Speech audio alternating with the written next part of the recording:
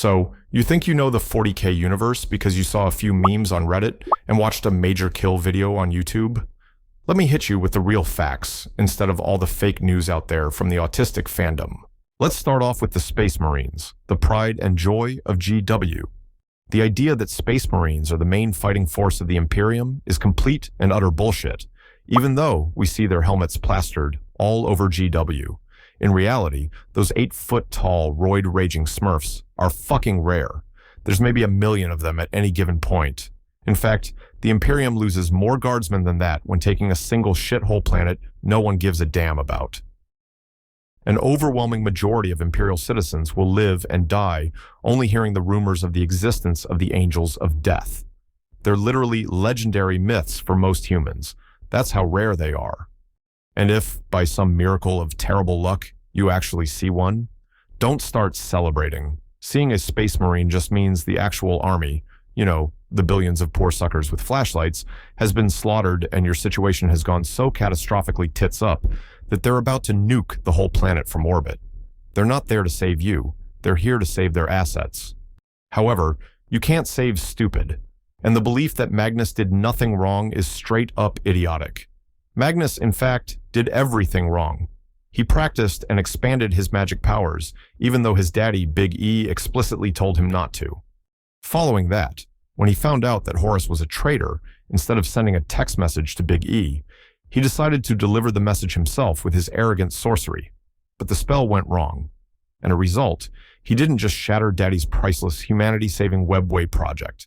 He opened a giant demon-infested hole right on Terra. This basically took the Emperor out of the majority of the heresy.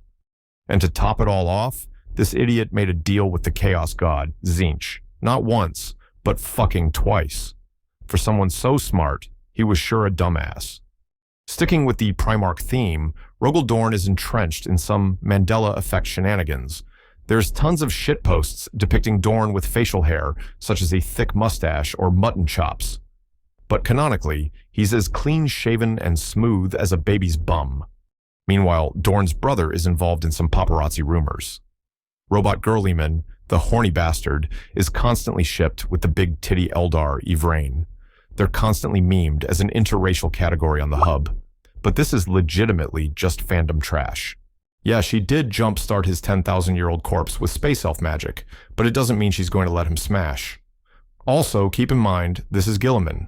The only thing that gets him hard is a well-written Excel spreadsheet and a clean tax audit. The pair have probably exchanged like a single sentence in the entire lore. Their relationship was a one-and-done business deal. She needed a superpowered blueberry to fight chaos, and he needed to not be a corpse anymore. So, stop projecting your lonely fantasies onto fictional characters. Meanwhile, Slaanesh, the Chaos God, is constantly reduced to nothing but a deity of titties and orgies. But really, he's the prince of pleasure and excess of anything you can imagine. The corruption just isn't sex and drugs. The corruption affects all facets of life. It's the musician so desperate to write the perfect song that he opens a portal to the warp. It's the chef so desperate for new recipes that she starts butchering other sentient beings, aka Xenos, for more exotic dishes.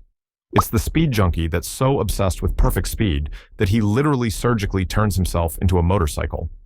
So, Slaanesh is more than just a pimp who runs a bang bus. He's the destructive force of wanting more, until you're nothing but a black hole of endless craving. Then, there's the Orks, who only crave endless battles.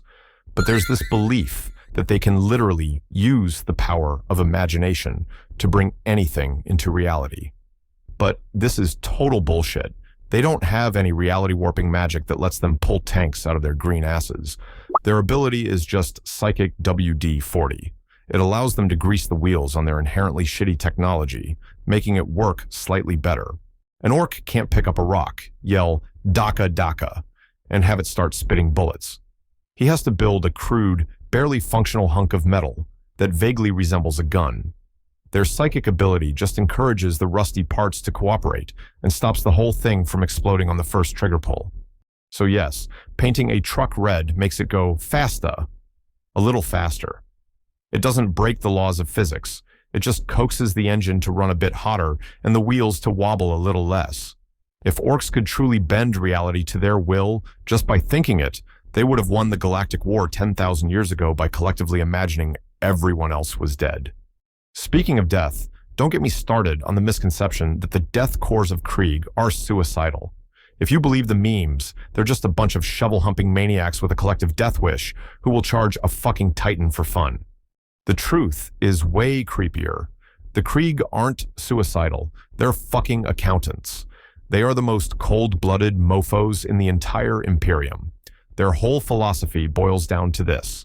Their lives are just currency, and the Emperor is the only one authorized to spend it. And believe me, they are stingy as hell about making sure he gets a good return on his investment. A Kriegsman sees a pointless, glorious charge as an unforgivable waste of Big E's money.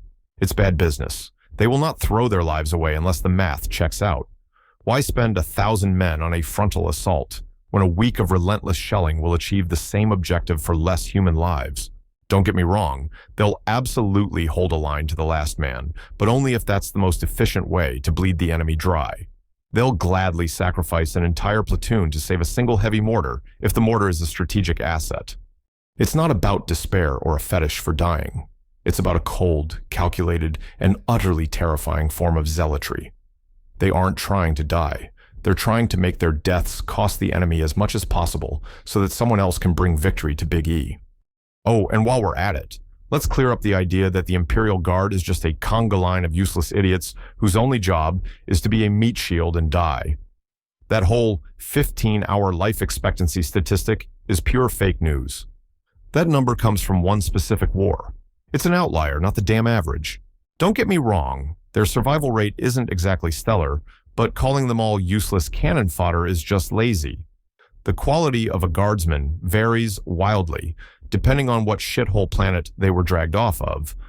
On one hand, you've got regiments of spear-chucking savages who just learned what pants are and think their laser gun is a magic boomstick. On the other, you've got stone-cold killers like the Cadians or the Kriegsmen.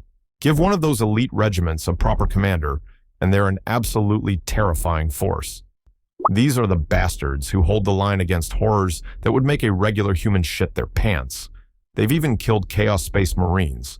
Sure, it costs a metric fuck-ton of bodies and ammo, but you just have to drown the arrogant pricks in enough lasers and bayonets until they fucking die.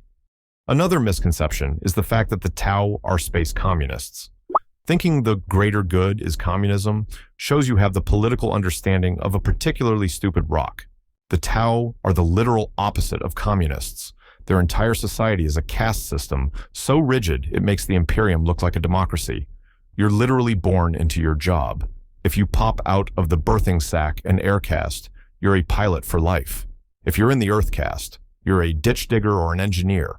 There is zero social mobility. You do the job your genetics tell you to do until you die. And it's the ethereals that are in charge. They're a permanent, hereditary ruling class with absolute authority. Communism is about creating a classless society. The Tau are a society entirely defined by class. They're just another brand of systemic authoritarian tyranny that's better at PR than the Imperium. There you have it, a whole laundry list of fan-generated bullshit filtered for your benefit. We've covered everything from stupid primarchs to horny elf fan fiction. The next time you see some jackass on Facebook spouting this nonsense, you now have the facts to call them out. You are now officially less stupid than you were before. Thanks for watching, and don't forget to like and subscribe.